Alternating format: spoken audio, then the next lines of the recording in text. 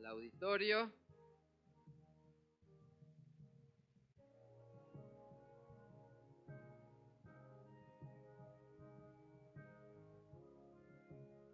Muy bien, vamos a tomar nuestro lugar y les pido que vayamos a la palabra de Dios. Vamos a abrir nuestra Biblia en la carta de Pablo a los Colosenses, capítulo 2.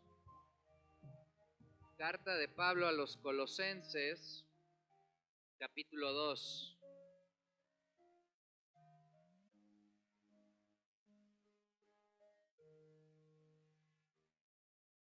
Conforme la vamos a encontrar, la cita, vamos a ponernos en pie.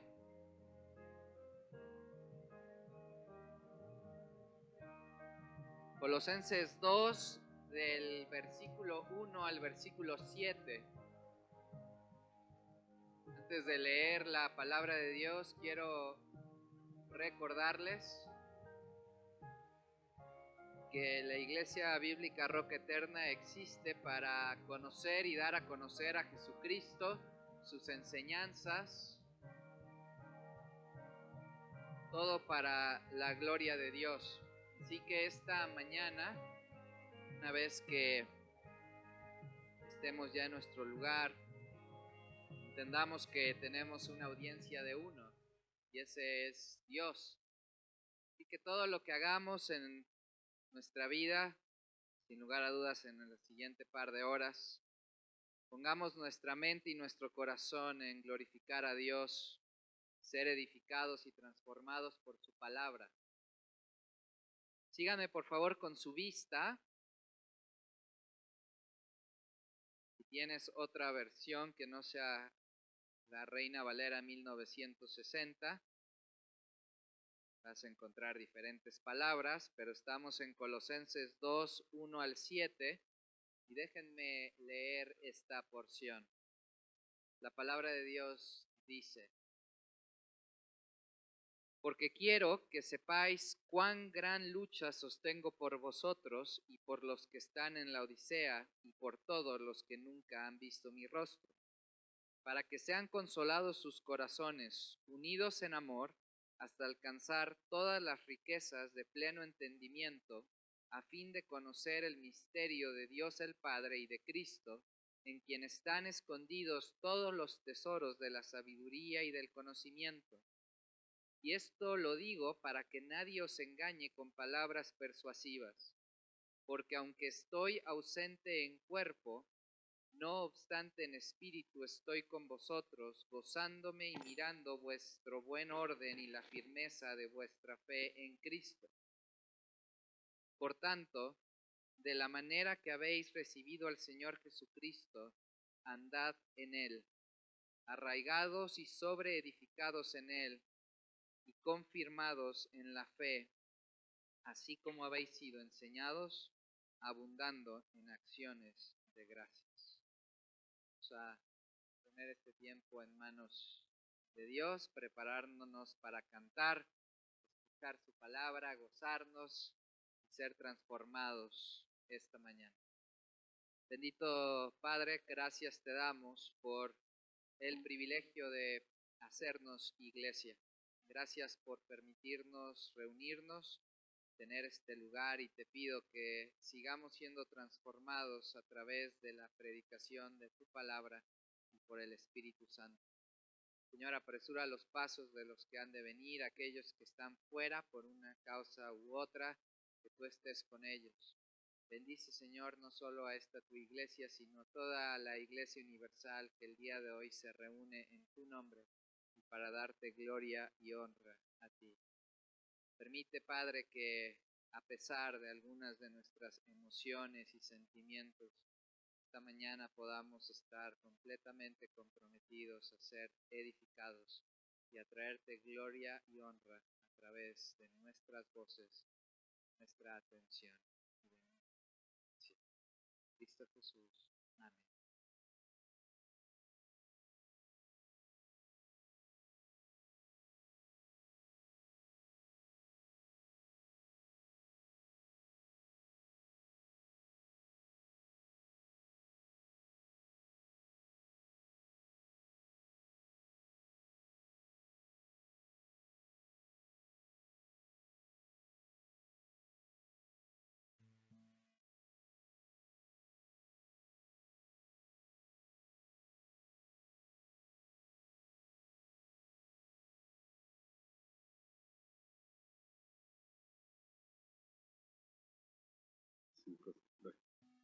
Buenos días, hermanos. Dando con este gozo en el corazón, leemos en 2 de Corintios 5:17.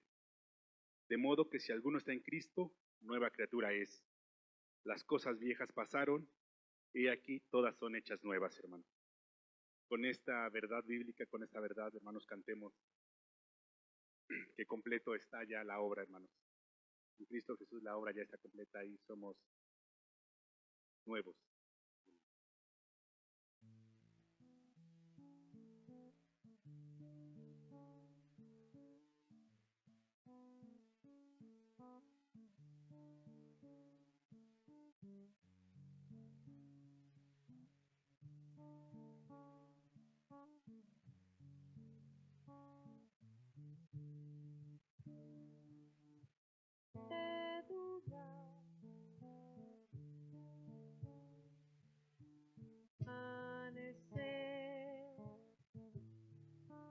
Casi encontré en Jesús, claro es mi futuro en Él. Pago toda mi maldad, ya no hay más condenación. En paz vivo porque sé, Padre me trajo a Él. Dejo todo el temor atrás. Viejo pasó, lo nuevo llegó. Lo que haces tú, completo está. En Cristo estoy vencedor. Lo que haces tú, completo está.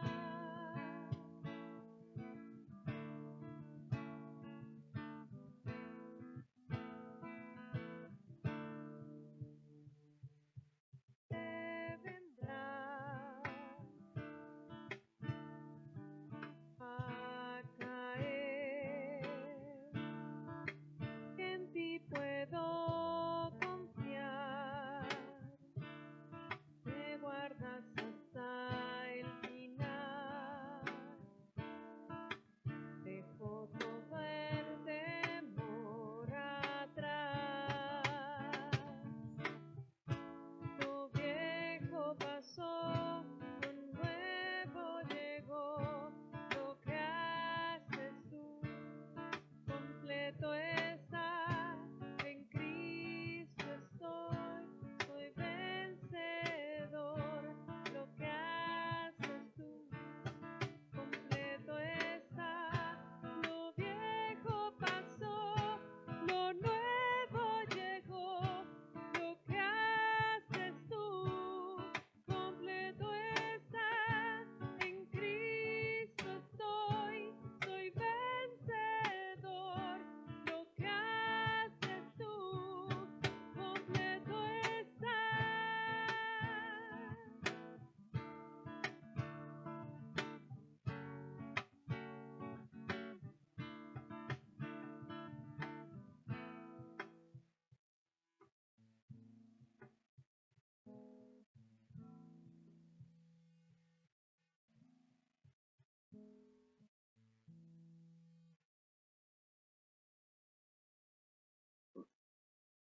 En la semana, en grupos pequeños, estudiamos sobre la primera iglesia, lo que ellos hacían.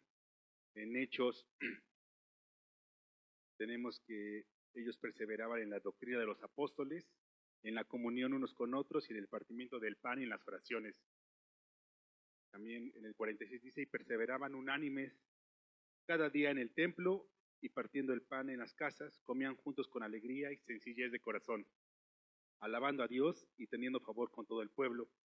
Y el Señor añadía cada día a la iglesia los que habían de ser salvos.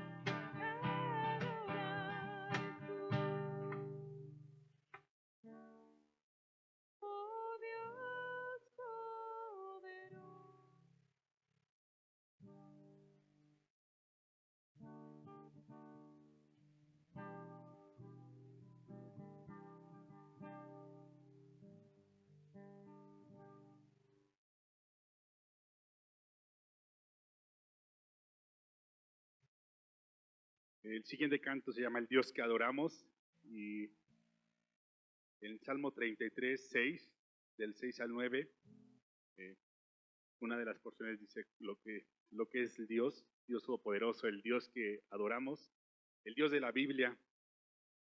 Dice así: por la palabra de Jehová fueron hechos los cielos y todo el ejército de ellas por el aliento de su boca. Él junta como montón las aguas del mar, él pone en depósito los abismos. Tema a Jehová toda la tierra, teman delante de él todos los habitantes del mundo, porque él dijo y fue hecho, él mandó y existió. Amén, hermanos. Adoremos al Señor, es el Dios que adoramos, hermanos.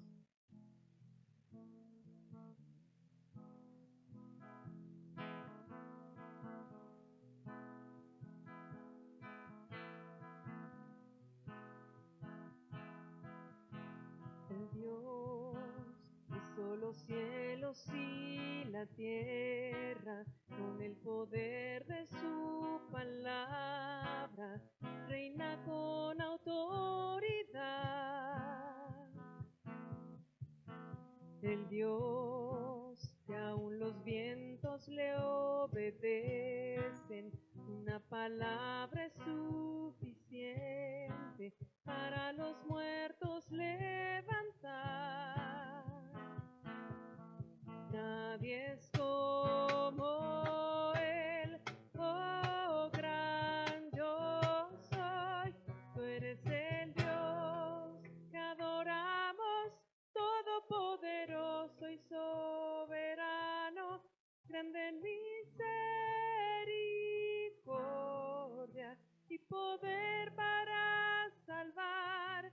Tú eres el Dios que adoramos, quien derrotó la muerte y el pecado, glorioso Redentor y Rey, te adoramos.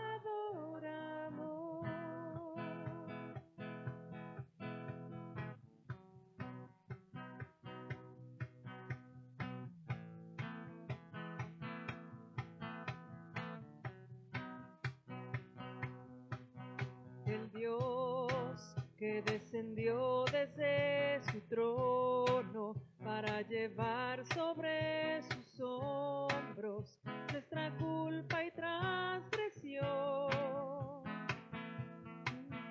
Jesús, exaltado sobre todo, nombre sobre todo nombre, solo en él hay salvación. Nadie es como él, oh gran yo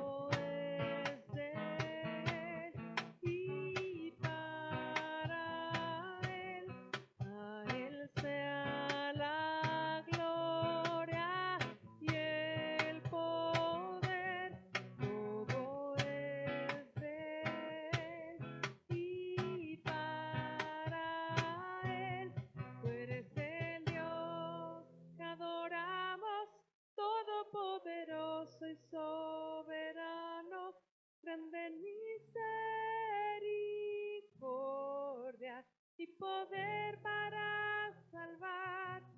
Tú eres el Dios que adoramos, quien derrotó la muerte y el pecado. Glorioso Redentor y Rey, te adoramos. Adoramos a ti, oh Señor.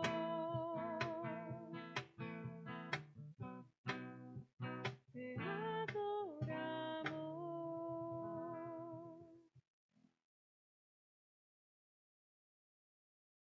Pueden tomar su lugar, hermanos.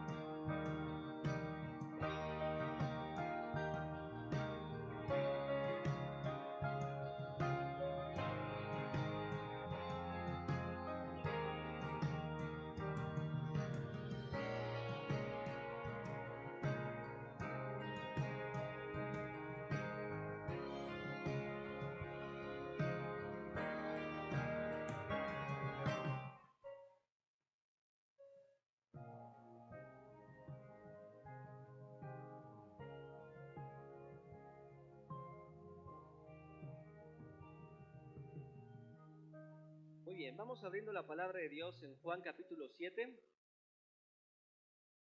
El Evangelio de Juan. El Evangelio de Juan, capítulo 7. Y vamos a ir al versículo 14.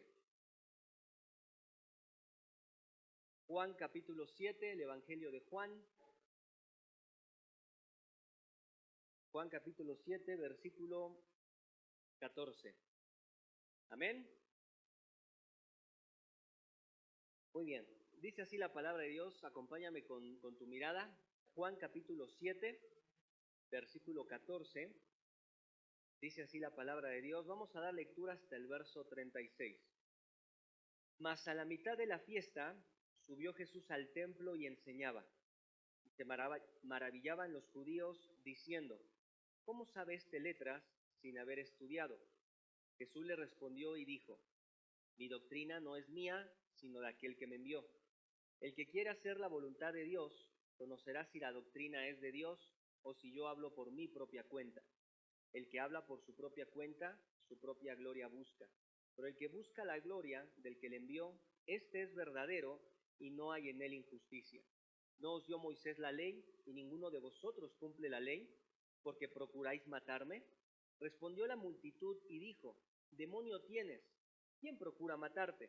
Jesús respondió y les dijo: Una obra hice y todos os maravilláis. Por cierto, Moisés os dio la circuncisión, no porque sea de Moisés, sino de los padres, y en el día de reposo circuncidáis al hombre.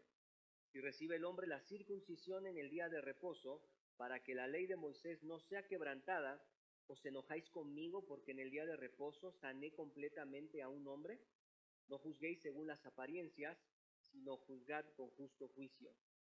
Decían entonces unos de Jerusalén: ¿no es este a quien buscan para matarle?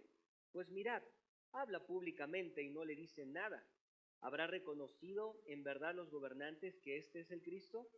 Pero sabemos de dónde es, mas cuando venga el Cristo nadie sabrá de dónde sea.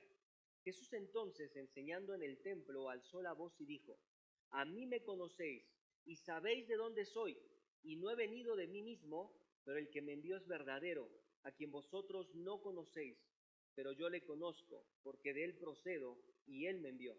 Entonces procuraban prenderle, pero ninguno le echó mano, porque aún no había llegado su hora. Y muchos de la multitud creyeron en él, y decían: el Cristo, cuando venga, hará más señales que las que éste hace. Los fariseos oyeron a la gente que murmuraba de él estas cosas, y los principales sacerdotes y los fariseos enviaron alguaciles para que le prendiesen. Entonces Jesús dijo: todavía un poco de tiempo estaré con vosotros, e iré al que me envió. Me buscaréis y no me hallaréis, y a donde yo estaré, vosotros no podréis venir. Entonces los judíos dijeron entre sí: ¿a dónde se irá este, que no le hallemos? ¿Se irá a los dispersos entre los griegos y enseñará a los griegos? ¿Qué significa esto que dijo: me buscaréis y no me hallaréis, y a donde yo estaré, vosotros no podréis venir? ¿Oramos? Padre, gracias por tu palabra. Guíanos, Señor, a través de cada pasaje. Gracias, Señor, porque, como encontramos en Pedro, tu palabra es esa antorcha que nos alumbra hasta que tú te manifiestes, Cristo Jesús. Gracias por este tiempo que nos das. En tu nombre oramos. Amén. Muy bien, si se dan cuenta, tenemos un par de pasajes por delante, ¿sí? El título que tenemos el día de hoy es La enseñanza del Maestro, ¿sí? La enseñanza del Maestro. Mis hermanos, creo que todos los que estamos aquí hemos entendido, avanzando en este hermoso evangelio, y así como en otras predicaciones como Proverbios, estamos de acuerdo que no hay conocimiento más alto y necesario para nosotros que estudiar la palabra de Dios. No hay conocimiento más alto que lo que encontramos en este libro, en esta revelación de Dios para nosotros. Esta semana, los que estuvieron en el grupo pequeño, estudiábamos acerca del protagonismo que tomó la palabra de Dios en la vida de los creyentes. Cuando comienza la iglesia en Hechos capítulo 2, lo primero que tú ves es a un hombre tomando la palabra y predicando la palabra. Es lo primero que aparece. No aparece otra cosa. Y a consecuencia de esa predicación es que la iglesia nace en el propósito de Dios, pero la iglesia se fortalece. La iglesia entiende su identidad. Y de pronto esos hombres que creyeron, esos hombres que creían en la palabra de Dios, que se convirtieron muchos en ese momento, empiezan a tener comunión unos con otros. ¿Recuerdan? Empezaron a orar unos por otros, empezaron a convivir en las casas, dice Hechos capítulo 2, empezaron a pasar tiempo juntos, compartían sus necesidades, y entonces ese testimonio, lo que Dios hizo, lo que Dios estaba haciendo en este grupo redimido, salvo, fue de testimonio para los que les rodeaban. La gente se quedaba impresionada por lo que Dios estaba haciendo. Pero volvemos a lo primero que les comenté. Tenemos ese compromiso que nos enseña Hechos de ser una iglesia fundada sobre la palabra de Dios. Sobre la palabra de Dios. La palabra de Dios tiene una preeminencia, tiene un lugar esencial dentro de la edificación de los santos. Desde marzo 2025, bueno, desde marzo de este año, tomamos el compromiso de estudiar el Evangelio de Juan y el libro de los Proverbios. Así que imagínense cuánto nos falta para terminar este Evangelio.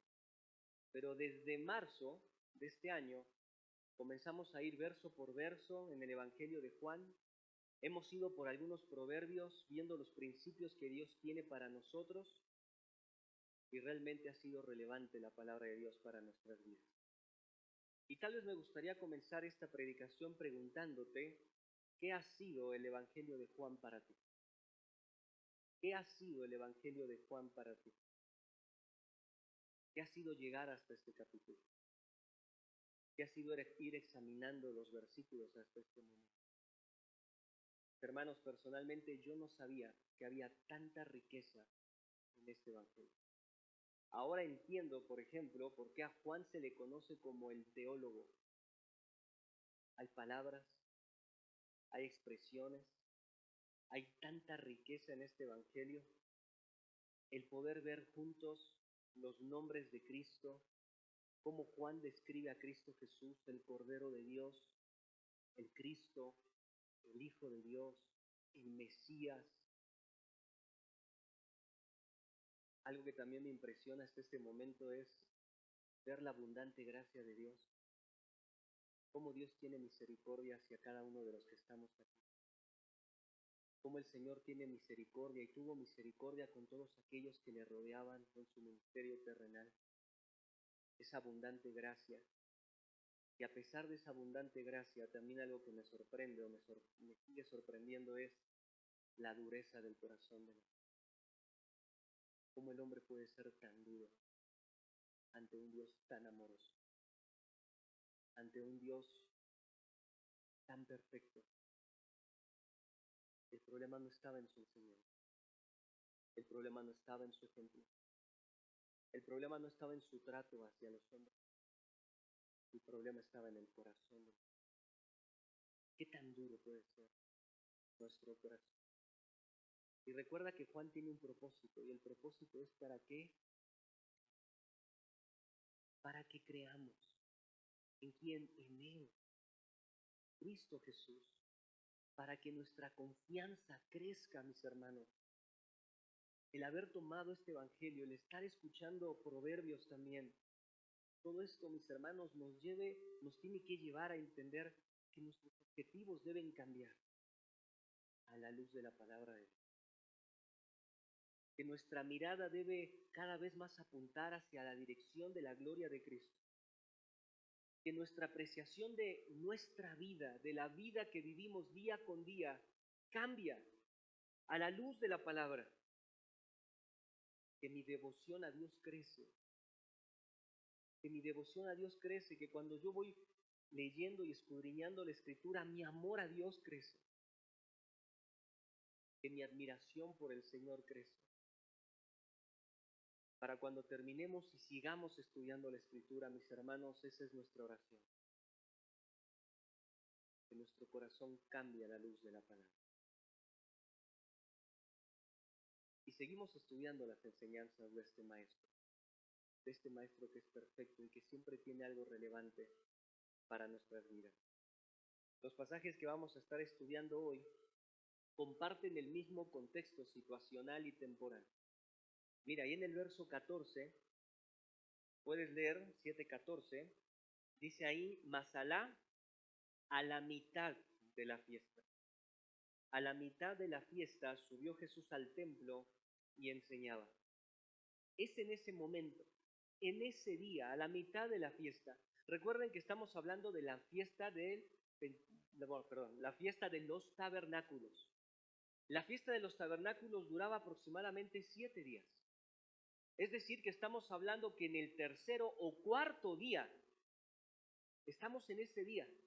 Y lo que va a pasar desde el verso 15 va a terminar hasta el verso 36, hasta donde leímos.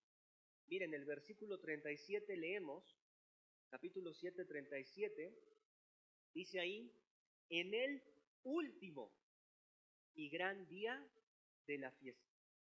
Aquí ya es otro día, pero todos los versículos que tenemos antes comparten entonces este mismo contexto.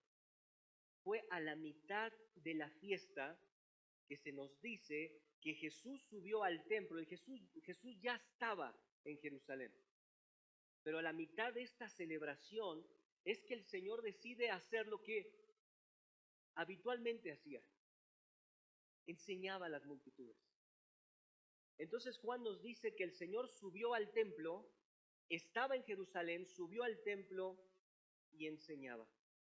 Juan nuevamente pone a Jesús como Él era, como un maestro, como el maestro. El maestro. Jesucristo enseñaba como tenía por costumbre. Y dice aquí Juan que entonces va al templo. Y normalmente cuando se refiere al templo hablamos de los atrios del templo, a los alrededores del templo. Y normalmente eran los lugares, recuerden que estamos en una festividad donde todos los judíos son convocados. Entonces hay una gran multitud en todos los atrios, en todos los lugares alrededor del templo. Entonces lo que hacían los maestros era sentarse, a diferencia de nuestros tiempos que uno para enseñar se para. En ese momento un enseñador, un rabí, un maestro se sentaba y la gente entonces rodeaba a ese maestro y escuchaba su enseñanza.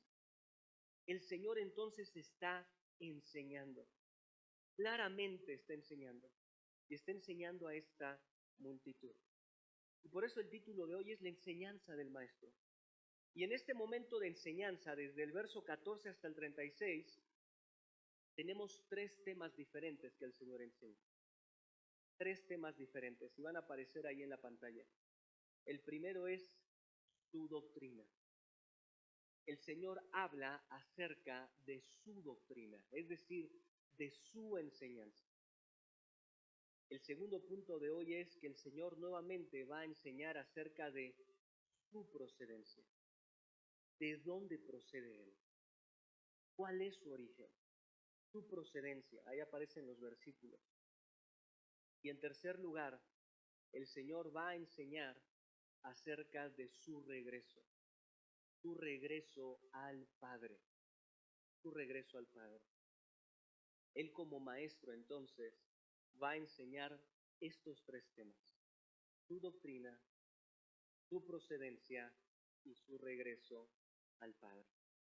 Y creo que hasta este momento podemos ver cómo la incredulidad de los hombres cuestiona en todo momento. En todo momento hay una conversación aquí. Estos hombres cuestionan lo que Jesús está enseñando. Estos hombres, ahora, el problema no es el cuestionamiento, el problema no es querer aprender, el problema no es querer entender, el problema es que era mucho la incredulidad y el rechazo lo que motivaba estos cuestionamientos. Entonces, podemos ver cómo la incredulidad está ahí en todo tiempo cuestionando.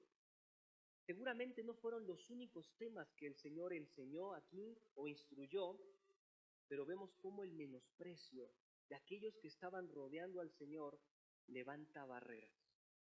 Y levanta barreras en estos 3 temas. Así que examinemos el primer tema. Como les dije, ¿cuál es el primer punto? Tu doctrina. Tu doctrina. Y miren el verso 15, dice ahí: se maravillaban los judíos diciendo, ¿cómo sabe letras sin haber estudiado? Jesús le respondió y dijo, mi doctrina no es mía, sino de aquel que me envió. La enseñanza del Señor Jesús provocaba maravilla de los principales del pueblo. Recuerda que cuando Juan habla acerca de los judíos, no se refiere a todos, se refiere a los líderes. Entonces, esto causa maravilla en ellos. La enseñanza en el templo, sobre todo, como te dije, en los días festivos, estaba en la mano de ciertos maestros. Ahora, esto es importante porque la enseñanza pública estaba en las manos solamente de los escribas y de los doctores de la ley. La enseñanza en lugares públicos, en la sinagoga, estaba solamente en las manos de los escribas y de los doctores de la ley. Es decir, para entender lo que están diciendo estos hombres, es decir, que solamente los que podían enseñar eran aquellas personas que habían obtenido un reconocimiento público. Los únicos que podían enseñar, por así decirlo, es los que tenían el título de enseñadores. Ninguno podía sentarse y tomar el lugar de maestro si nadie reconocía su preparación. O si se prefiere entenderlo así, nadie tenía la licencia de enseñar fuera de estos judíos, fuera de estos hombres. Claramente Jesús no tenía de ninguna manera esta condición por parte de ellos. El Señor Jesús no tenía un título emitido por fariseos, no tenía un título firmado por los saduceos, no tenía títulos, no tenía el reconocimiento de estos grandes rabí, no lo tenía, pero él no lo necesitaba. Estaban asombrados por la enseñanza, pero algo que debemos aquí ver es que no es que estaban asombrados por el contenido de la enseñanza, sino que estaban asombrados por el vocero. Estaban asombrados por quien hablaba, por el hombre que estaba enseñando. Y mis hermanos, creo que todos entendemos que no era un asombro de qué increíble hombre, cómo no lo seguimos. El asombro venía de corazón que menospreciaba a ese hombre que estaba enseñando. Ellos estaban asombrados no con buenos motivos, sino que estaban asombrados porque para ellos Jesús no era sino simplemente un carpintero. Era un hombre docto. Era un hombre no preparado. Era un hombre que no de ninguna forma podía enseñar.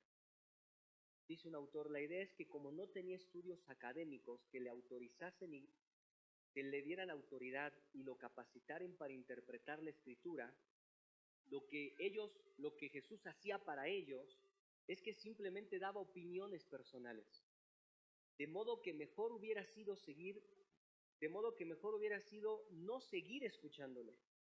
Jesús no era un rabino que podía enseñar, simplemente era un carpintero, o en el mejor de los casos, un autodidacta que se atrevía a enseñar a la gente. Date cuenta cómo la pregunta que se hacen aquí es, ¿cómo sabe este? ¿Cómo sabe este letras sin haber estudiado? Lo hemos visto antes de hablar de su nombre, darle su nombre. Ellos conocían quién era. Así es como se refieren al Señor Jesucristo. Nuevamente esta forma despectiva de referirse al Señor. Para ellos era imposible que Él pudiera enseñar de esta manera. Para ellos era necesario haber estudiado. El texto no se nos dice que fue una pregunta para Jesucristo, pero el Señor sí conoce las intenciones de los corazones. El Señor sí conoce lo que podrían estar hablando ahí, cuchicheando, como decimos, ¿no? Entonces el Señor les va a responder a ellos. Y la respuesta está ahí en el verso 16, ya la leímos. Le responde a estos hombres, mi doctrina no es mía, sino de aquel que me envió. Para ellos la enseñanza era una sucesión de hombres que pasaban su enseñanza a sus discípulos, después sus discípulos a otros discípulos. Es decir, tenías que tener una línea que ascendía hacia un rabí reconocido para ser un enseñador. Jesús dice, sí, de ninguna manera, yo no tengo ningún rabino que me respalde, yo no tengo ningún enseñador humano, pero sí mi enseñanza no es mía. ¿Mi enseñanza de quién es? De mi Padre, de aquel que me envió. De aquel que me envió. La respuesta del Señor, ve la forma en que Él responde. Él no va a defender su gran elocuencia aquí. El Señor no va a defender por qué Él está haciendo eso de forma que la mirada se ponga sobre Él, sino que el Señor en su respuesta toma la mirada de ellos y las pone en el lugar adecuado. Pone la gloria que ellos buscaban, la gloria que ellos querían ver en los hombres, y la pone también en la gloria correcta, en la gloria adecuada. ¿Dónde va a poner la gloria? La gloria es de aquel que me envió. Más adelante va a decir el Señor, esa es la gloria que yo estoy buscando. La gloria de aquel que me ha enviado. De ninguna manera estamos diciendo que Jesucristo no tenía la capacidad de enseñar o que no era un buen enseñador, sino que aquí su ministerio, nuevamente este énfasis, su ministerio estaba dedicado a hablar de parte del Padre. Al mismo tiempo, su enseñanza no provenía de ningún rabí de su época. La doctrina del Señor era enviada directamente por Dios, era Dios hablando, era radicalmente diferente a todas las otras enseñanzas rabínicas, cuya fuente de autoridad en general provenía de la enseñanza de su Padre. Claramente, al rechazar al vocero, estos hombres rechazaban sus argumentos, rechazaban sus enseñanzas, rechazaban sus razonamientos. Entonces el Señor dice, ¿cuál es el problema? Verso 17. El que quiere hacer la voluntad de Dios, conocerá si la doctrina es de Dios o si yo hablo por mi propia cuenta. El que habla por su propia cuenta, su propia gloria busca, pero el que busca la gloria del que le envió, este es verdadero y no hay en él. Tal vez podemos entender estas palabras de forma negativa, viéndola de forma negativa. El Señor está diciendo aquí que el que no quiere hacer la voluntad de Dios, no conoce que su doctrina es de Dios. No puede reconocerla.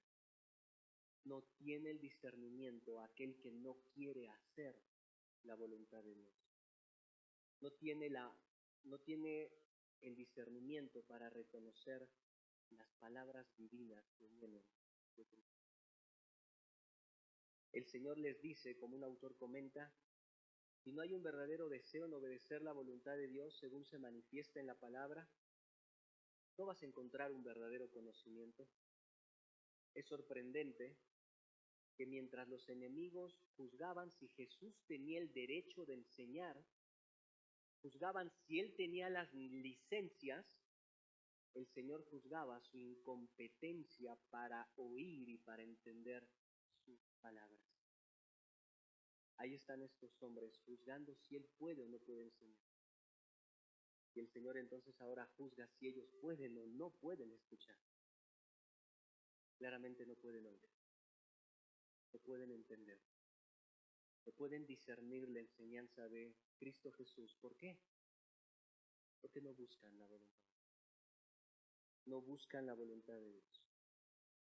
Es en este contexto que el Señor dice que aquel que busca la gloria del que le envió, te muestra como veraz, te muestra como justo, porque limita sus propósitos, limita sus motivos, limita sus resultados para la gloria del que le envió. No hay más justicia que esa. Tú quieres enviar a alguien y de pronto ese alguien distorsiona tus palabras, ese alguien te pone en un lugar equivocado delante de otras personas, claramente no es justo, claramente no es verdadero. El Señor Jesucristo dice aquí, mi testimonio es veraz, mi testimonio es justo, porque busco la gloria del que me envió. El Señor limitaba sus propósitos, mis hermanos, limitaba todo tiempo, limitaba todo resultado, limitaba todo motivo. Para la gloria del Padre, Él enseñaba, pero no se le olvidaba que enseñaba de parte del Padre. Era la gloria del Padre que Él buscaba y que los hombres debían buscar. Al no querer hacer la voluntad del Señor, realmente estos hombres estaban limitados en su comprensión. No veían correctamente la palabra de Dios y tampoco poseían la capacidad de realmente obedecerla. Y eso es lo que el Señor les va a decir. No entienden mi doctrina. No entienden la palabra de Dios y por tanto desobedecen la palabra de Dios. Mira lo que dice ahí en el versículo 19. El Señor Jesucristo va a traer la enseñanza de Moisés y les dice, ¿no les dio Moisés la ley? ¿Y ninguno de ustedes cumple la ley porque procuran matarme? Ahí está una evidencia de que ellos no entendían la palabra, negaban la palabra, no buscaban la gloria de Dios. Entonces dice el Señor acá, ustedes tienen la ley de Moisés y dicen amar la ley, dicen seguir la ley, pero ustedes quebrantan la ley. ¿Por qué? Porque ustedes buscan matarme, buscan asesinarme. Y ve cómo responde la multitud, versículo 20. Ahora la multitud, es decir, todos se juntaron para responder al Señor y le dicen al Señor, demonio tienes. Es decir, en este tiempo era, estás loco, estás fuera de sí. Un demonio ha trastornado tu cabeza. ¿Quién procura matarte? Mis hermanos, ¿quiénes procuraban matarlo? Todos estos líderes procuraban, no era, ¿se acuerdan lo que vimos la semana pasada? No era el ambiente hostil, todos se callaban, todos no decían nada abiertamente del Señor Jesucristo. ¿Por qué? Porque no se sabía cuál era la apreciación de los líderes hacia el Señor Jesús. Era obvio que no querían a este hombre, era obvio que querían matarle. Pero entonces la respuesta es, estás fuera de sí. Demonio tienes. ¿Quién procura matarte? Versículo 21 dice el Señor, Jesús respondió y les dijo, una obra hice y todos se maravillan, se escandalizan. Por cierto, Moisés les dio la circuncisión no porque sea de Moisés, sino de los padres. Y en el día de reposo ustedes circuncidan al hombre. Si recibe el hombre la circuncisión en el día de reposo, para que la ley de Moisés no sea quebrantada, la pregunta aquí es, ¿se enojan conmigo porque en el día de reposo sané completamente a un hombre? ¿Se acuerdan cuál es esta escena a la cual se está refiriendo el Señor? Juan capítulo 5. ¿Se acuerdan ahí dice la Biblia que fue el Señor a Jerusalén en una fiesta, no se nos dice cuál, y se acerca a una fuente llamada Betesda, y que en ese momento hay un hombre que tiene muchos años sin poder caminar, esperando el movimiento de las aguas, y que en ese momento el Señor le dice, ahora, el hombre no es el protagonista de ese momento, sino que el Señor decide sanarlo ¿en qué día? En el día de reposo. ¿Y eso qué hace? Desencadena el odio de los líderes. Y tú te das cuenta ahí cuando dice, ahí en el capítulo 5, ¿sí? Capítulo 5, versículo 16, así es como termina, y el Señor se está refiriendo a esta parte, Juan 5, 16, y por esta causa, por haber sanado en el día sábado a este hombre, por esta causa los judíos perseguían a Jesús y procuraban matarle porque hacía estas cosas en el día de reposo. Y Jesús le respondió, mi Padre hasta ahora trabaja y yo trabajo. Y por esto los judíos aún más procuraban matarle, porque no solo quebrantaba el día de reposo, sino que también decía que Dios era su propio Padre, haciéndose igual a Dios. El Señor se está refiriendo a esta molestia, a este odio. También lo mencionamos, mis hermanos, aquí el odio ya llegó a su máxima capacidad.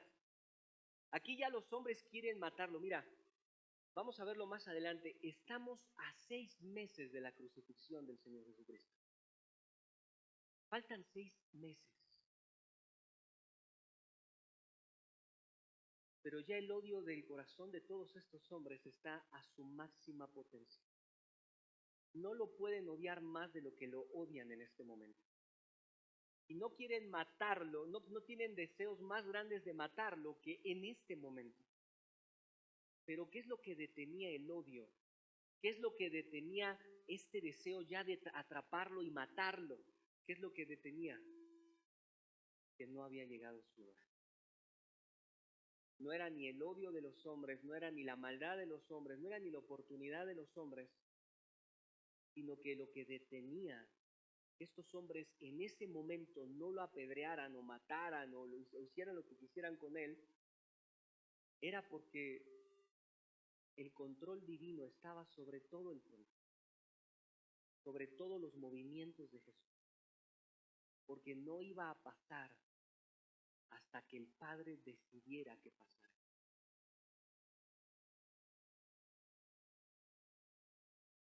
El Señor se refiere a ese odio. Y Él dice, yo sané en el día de reposo. Y por eso ustedes se escandalizan, se molestan. Y ustedes circuncidan. La circuncisión tiene que ver con un acto físico que al mismo tiempo no solamente es el acto mismo, sino es la sanidad misma del acto. Es decir, que también hay una curación de por medio, lo que estamos hablando. Hay una curación de por medio en la circuncisión. Y lo que el Señor les está diciendo, ustedes circuncidan, curan, y yo por haber curado a todo un hombre físicamente, ¿escandalizan? Claramente, mis hermanos, lo que el Señor está haciendo es poner delante de ellos el verdadero problema. Ellos manipulaban las escrituras para su propia gloria. Ellos manipulaban las escrituras para su propio beneficio. Ellos no consideraban lo grave que era faltar a la palabra de Dios. Para ellos la obediencia no era adoración, la obediencia era religiosidad. Obedezco en aquello que me conviene. Obedezco en aquello que me hace quedar bien. Así es como vivían estos hombres. Era una imagen hacia afuera movida por sus criterios, movida por sus tradiciones y movida por sus beneficios. Dime si estos pasajes no te están o me están confrontando. Esta era la obediencia de estos hombres. Y por eso el Señor termina diciendo en el verso 24, no juzguen según las apariencias, sino juzguen ¿con qué? Con justo juicio. Con justo juicio. El problema estaba ahí. Su evaluación de otros no iba más allá de lo externo, de lo visible. El Señor les manda a que evalúen, a que juzguen correctamente, con los principios correctos y buenos. Eso es lo que estaba pasando aquí.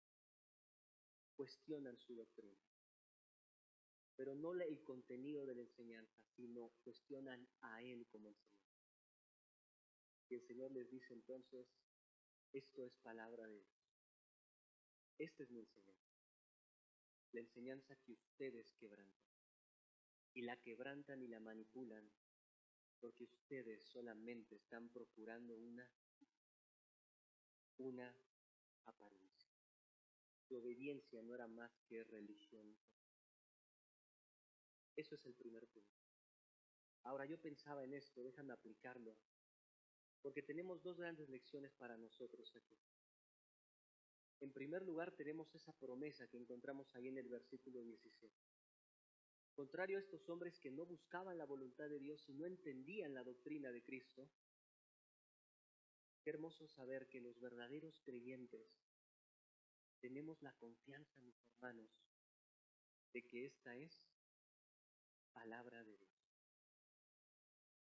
de que esto se va a cumplir, de que cuando este libro realmente guía mi vida, cuando este libro realmente es quien me ayuda a tomar decisiones, como dice el salmista, esta palabra de Dios crea un corazón limpio dentro de nosotros, alumbra nuestros ojos, nos hace sabios, quebranta nuestros corazones. Qué hermoso ver cómo el Espíritu Santo, esa persona divina que vive en ti y en mí, si has puesto tu fe en el Señor Jesucristo, confirma la veracidad de esta palabra. No solo la confirma por un testimonio interno, diciéndonos que esta es verdad, lo que también, mis hermanos, por un testimonio externo, confirma que esto es verdad. Porque no hay nada que transforme el corazón, la vida visible de la palabra de Dios. ¿Cuántos de nosotros hemos dejado hábitos? ¿Cuántos de nosotros hemos triunfado contra nuestro pecado? ¿Cuántos de nosotros hoy podemos ver hacia atrás y decir, realmente soy una nueva criatura? ¿Por qué? Por el poder de la palabra. La palabra da testimonio. El Espíritu Santo da testimonio en nuestros corazones.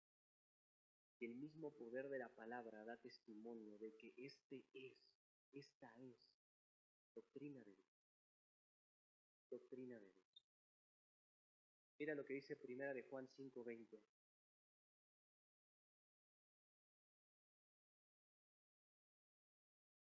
Primera de Juan 5:20.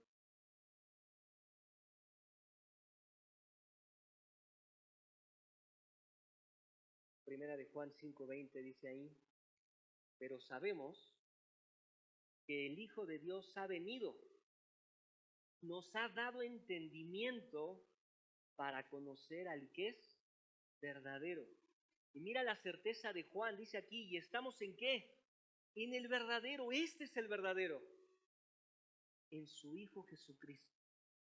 Este es el verdadero Dios y la vida eterna. Mis hermanos, esto es verdad.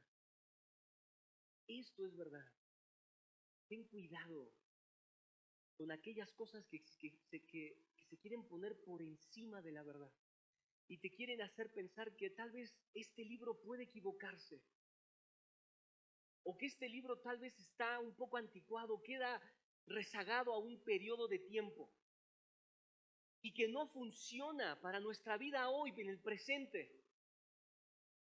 Por ejemplo, evaluábamos ahí en el grupo pequeño de Las Torres el viernes, ¿qué criterio vamos a tener los cristianos ante la inteligencia artificial? ¿Tú crees que la palabra de Dios no tiene principios que nos van a llevar a entender cómo hemos de usarla? ¿Tú crees que a Dios se le escapó esto y que no sabía que iba a avanzar tanto la tecnología hasta este momento, hasta este punto? Mis hermanos, hay principios, no importa lo que venga por delante. No importa lo que nos enfrentemos como iglesia. No importa cada corriente de pensamiento, el hombre va cambiando y de pronto crea esto, después piensa que esto es verdad, después piensa que esto es verdad, después combina todas las verdades, es una nueva verdad. No importa. La palabra de Dios prevalece. Esta doctrina es de Dios, no es de los hombres. Esta enseñanza trasciende tiempo, persona, lugar. Y llega a nosotros y nos da sabiduría. Mi hermano, nunca dudes que estás en el verdadero. Esto es verdad, la palabra de Dios es verdad.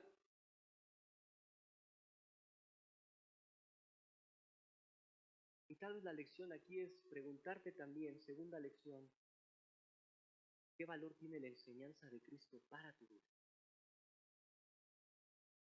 ¿Qué tan libre eres al escuchar la palabra de Dios? No condicionarla a tus parámetros, a tus manipulaciones, a tus tradiciones, a tu propia conveniencia. Me pregunto también yo, si creo que esto es verdad, si creo que la palabra de Dios es verdad, ¿qué tan libre soy para escucharla? No condicionarla a mi propio criterio. Esta es una pregunta que debe desafiar nuestros corazones. Debemos venir sinceramente a escuchar la palabra de Dios. Esto es verdad. Segundo punto, mis hermanos, verso 25. Ahora nuestro maestro enseña acerca de su procedencia. Miren, el versículo 25 dice ahí, decían entonces unos de Jerusalén, ¿no es este a quien buscan para matarle? Pues miren, habla públicamente y no le dicen nada. ¿Habrán reconocido en verdad los gobernantes que este es el Cristo? Pero sabemos de dónde es, sabemos de dónde es, mas cuando venga el Cristo nadie sabrá de dónde sea. Hasta cómica parecen estos versículos, si los lees bien, si les pones atención, hasta cómico, porque en medio de ese ambiente tenso, en medio de ese deseo de los judíos, los líderes querer matar al Señor Jesús, de pronto se les prende la luz a algunos. Dice ahí Juan que era unos de Jerusalén. Es importante estas distinciones que hace Juan, pero bueno, no tenemos tiempo para explicarlo, pero dice unos de Jerusalén, se les prende ahí la luz y ¿qué preguntan? ¿Cómo? ¿No es este el hombre a quien están buscando? ¿Sí? A ver, no es, a ver, ¿dónde están los líderes? Ahí está este hombre, ¿no?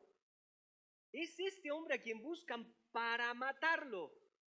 vean la incongruencia de esto. Antes le dijeron al Señor, ¿quién qué? ¿Quién procura matarte? Y ahora responden, ¿no buscan a este para procurar matarlo? Mis hermanos, esto era, y lo vamos a ver en Juan, ni ellos entienden, o no querían entender. Pero entonces está ahí el Señor Jesucristo enseñando, inmediatamente responde, miren, habla públicamente, no se está escondiendo y nadie le dice nada. Nadie le dice nada. ¿Habrán reconocido en verdad que este es el Cristo?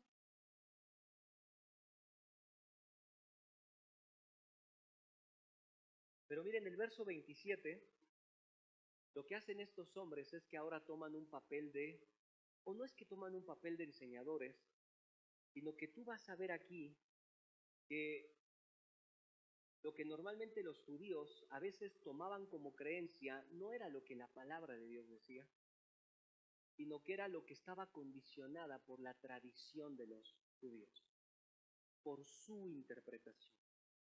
Y te vas a dar cuenta aquí en este verso, porque en el verso 27 van a hablar de lo que comúnmente la gente aceptaba como verdad. Y en el versículo 27 dice, de otra vez esta forma de referirse al Señor, ¿no? Pero sabemos de dónde es, mas cuando venga el Cristo nadie sabrá, ¿sí?, de dónde sea. Aquí vemos entonces que estos hombres sabían, ¿no? Sabían de dónde procedía el Señor. No era un conocimiento ignorado por ellos. Ellos sabían que procedía el Señor de Belén, había nacido en Belén. Muchos ubicaban hasta el nombre de sus hermanos y de sus padres. Conocían su oficio. Conocían hasta la situación con María. ¿Se acuerdan que en algún momento le van a decir, tú eres un hijo de fornicación? ¿Conocían esos detalles? Conocían la región donde vivió más tiempo, Nazaret. Pero así como era verdad que ellos sabían todas esas cosas, ellos debían también escuchar que no solamente era un hombre totalmente que nació, que vivió una vida normal, sino que también era el enviado de Dios, que también era el Cristo, que también era el verbo de Dios, como lo estudiamos en Juan capítulo 1. Él era Dios mismo caminando entre los hombres, cuya procedencia era divina y cuya naturaleza era divina. La tradición judía enseñaba que del Mesías sería desconocida su procedencia. Eso era la tradición judía. Realmente ignoraban muchos pasajes de la Escritura que identificaban el lugar de nacimiento de Jesús, del Mesías. En los días de Cristo habían dos opiniones. Una es que nadie sabía de dónde iba a ser, y otros, la minoría, era que iban a ser de Belén. La primera posición posiblemente era esta creencia popular. La creencia más extendida es que el Mesías bajaría del cielo, que se aparecería en medio de todos. A ver, pregunta de examen. ¿Quién es el que le propuso al Señor Jesucristo? Arrójate del templo. Todos se darán cuenta que tú eres el Mesías. Satanás. Satanás está tomando esta tradición y está diciendo, aparécete como dicen que debes aparecer. Manifiéstate al mundo. ¿Qué haces aquí en el desierto? Muchos creían que así se iba a aparecer el Mesías. Pero claramente el registro bíblico enseñaba que era de Belén. Que su mayor ministerio sería en Nazaret.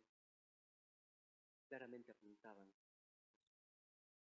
Y ellos conocían esto. Era el Señor Jesús cuando, ahí en el verso 28, dice ahí, Jesús entonces, enseñando en el templo, alzó la voz y dijo, a mí me conocen, saben de dónde soy, y no he venido de mí mismo, pero el que me envió es verdadero, a quien vosotros no conocéis. Pero yo le conozco, porque de él procedo, y él me envió. El Señor levanta la voz. para atraer la atención de aquellos que estaban escuchando y seguramente de aquellos que estaban transitando por el lugar. Posiblemente podemos ver también en las palabras de Jesús una cierta ironía como diciendo, ustedes me conocen, ustedes saben de dónde soy. Bueno, hay algo que desconocen. Esta procedencia del Padre. El Señor les recuerda lo que ya ha dicho mis hermanos antes, por eso no vamos a tomar tanto tiempo. La obra que Él realizaba y la tarea que Él estaba cumpliendo no había sido planeada solo por Él, sino que le había sido encomendada por el Padre. Claramente los judíos no aceptaban su misión divina que Jesús estaba llevando a cabo. Ellos persistían en creer que era un hombre. Es un hombre. Dice estas cosas, está loco. Ellos claramente no conocían al Padre y por tanto no conocían. Por eso el Señor Jesús les dice, ustedes no conocen al que me envió.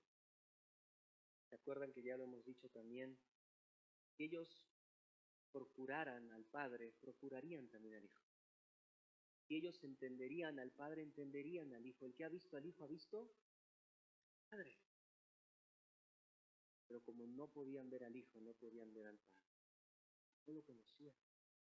Y el Señor Jesús aquí les dice claramente, ustedes no entienden, no creen de dónde. En el verso 30 dice, entonces procuraban prenderle, pero ninguno le echó mano. ¿Por qué? Porque aún no había llegado. Y muchos de la multitud creyeron en él y decían, el Cristo, cuando venga, ¿hará más señales que las que hace este? Mis hermanos, no se nos dice qué tipo de fe están practicando estos hombres. Así que simplemente aquí Juan nos dice que mucha gente estaba creyendo. Su mensaje es claro, diciendo no hay más señales. Entonces algunos dicen sí creyeron en Cristo aquí, o algunos dicen que iban entendiendo las palabras de Jesús. ¿Por qué estas dos opiniones? Porque muchos de estos hombres gritarán más adelante, crucifiquen, crucifiquen. Entonces no sabemos qué tipo de fe estaban ejercitando en estos momentos. Pero tal vez la aplicación aquí para nosotros, mis hermanos, es que la repetición es importante. Ya hemos hablado de la procedencia de Cristo Jesús. Ya hemos hablado que esto de ninguna manera dice que el Hijo es inferior al Padre, o dice que el Hijo es menos capaz que el Padre, menos poder, menos protagonismo. Claro que no. Hemos hablado que hay una misma esencia en las tres personas de la Trinidad, tres personas en una sola esencia, un solo Dios manifestado en tres personas.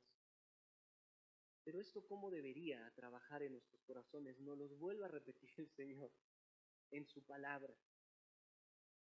Nuestros corazones no deben olvidar de quién estamos. ¿De quién estamos hablando? Es como que Dios trae su palabra y te dice, no olvides, estás hablando de Dios y que estás escuchando a Dios. Y nos los vuelve a repetir. Por eso, el seguir, mis hermanos, recordando quién es Cristo Jesús, debería aumentar tu compromiso, aumentar tu devoción, aumentar tu amor al Señor, tu apreciación de Cristo Jesús. Debería provocar en ti el querer conocerlo, el amarle más, el seguirle más. No seamos incrédulos, que nuestra incredulidad no entorpezca nuestra adoración y fidelidad.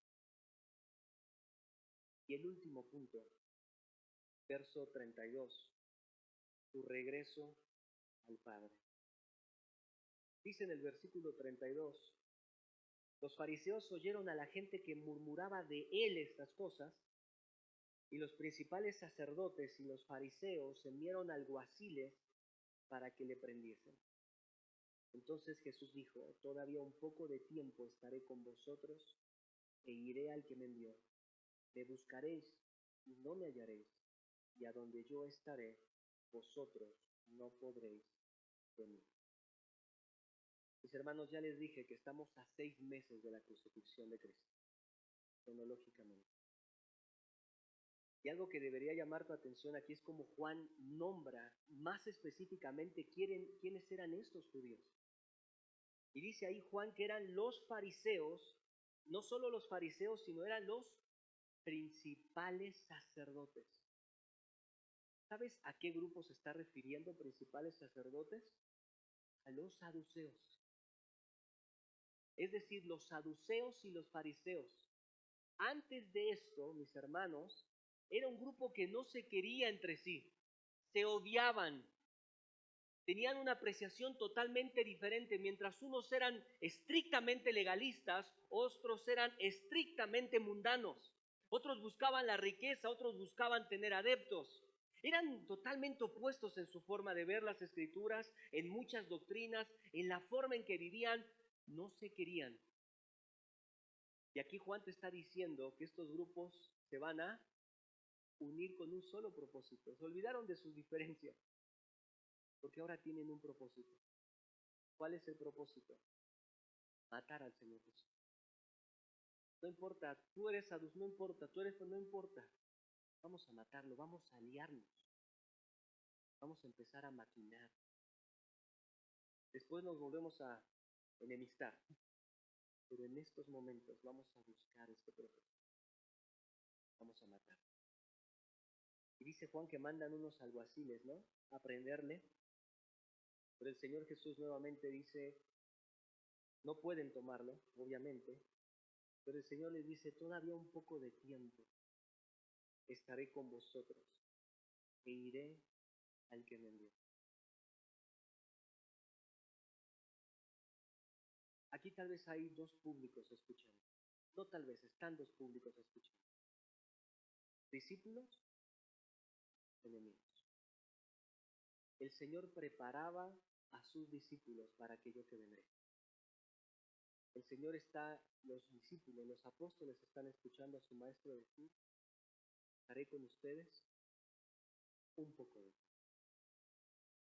Y algo también aquí es que al mismo tiempo que preparaba el corazón de sus discípulos, al mismo tiempo prolongaba su misericordia hacia sus enemigos y los que aún no habían decidido creer. También hay un poco de tiempo para ti. Por un poco de tiempo estar. Falta tiempo. Ahora es oportunidad de escuchar mi voz. Después, dice el Señor, volveré a aquel que me envió. Iré al que me envió. Me buscarán. No me hallarán. Y a donde yo estaré, vosotros no podréis ver. Hermanos, no es que se terminaba la salvación en estos momentos. Pero lo que el Señor está diciendo es que más adelante no iban a tener de escuchar al maestro más grande de todos los tiempos. Se iba a terminar el tiempo cuando el Hijo del Hombre iba a caminar entre ellos. Iba a terminar el tiempo para ver cómo en él estaba la gracia y la verdad.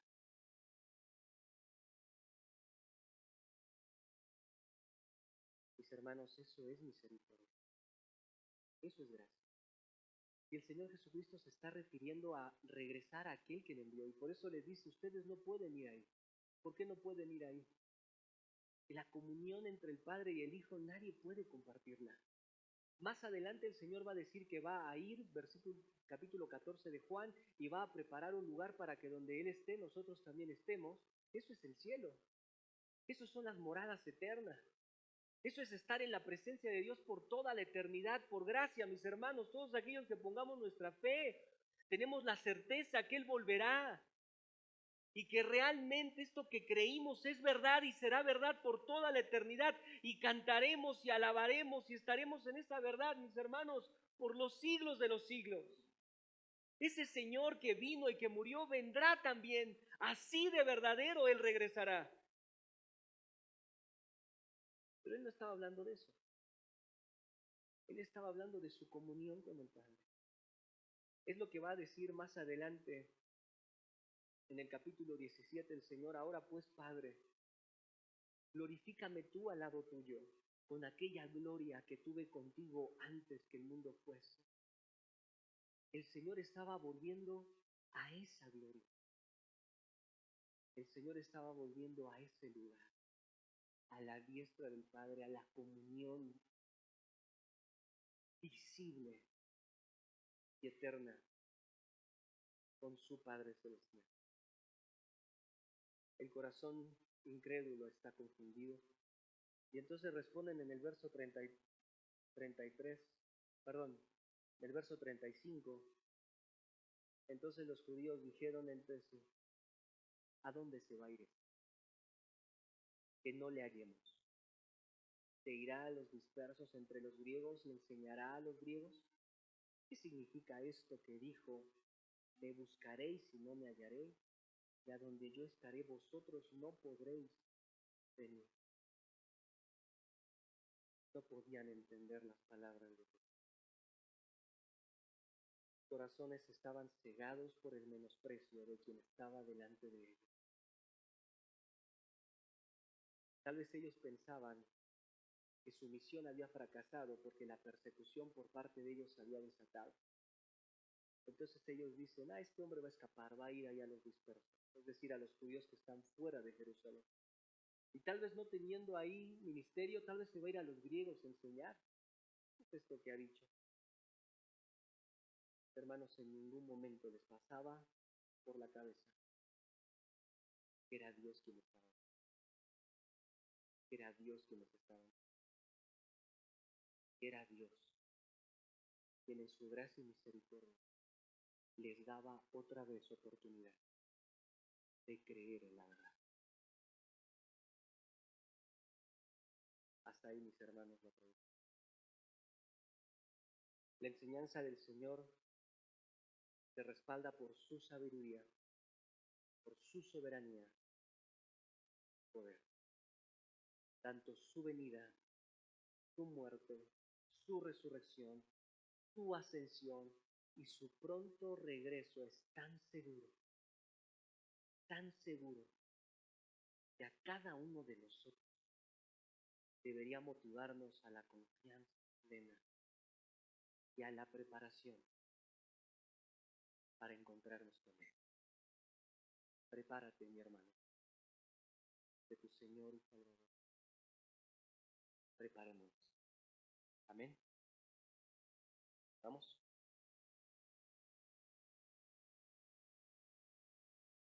Señor, muchas gracias por tu palabra. Gracias, Señor, por este registro tan perfecto, tan completo, que edifica nuestras vidas. Gracias, Jesucristo, por haber enseñado y por haber registrado esas enseñanzas a través de los autores bíblicos. Señor, ayúdanos a admirarnos de ti, de admirarnos de cada una de tus enseñanzas. Señor, realmente tú eres el Cristo, tú eres el Mesías, tú eres el Salvador del mundo. Tú, Cristo Jesús, eres el Dios verdadero. Señor, ayúdanos a que al conocerte más nuestros corazones sean motivados a la santidad. Señor, somos débiles, inútiles en nosotros mismos, pero fortalécenos, Señor, santifícanos, Señor. Queremos esperarte de esa forma. Te lo pedimos todo esto en Cristo Jesús. Amén.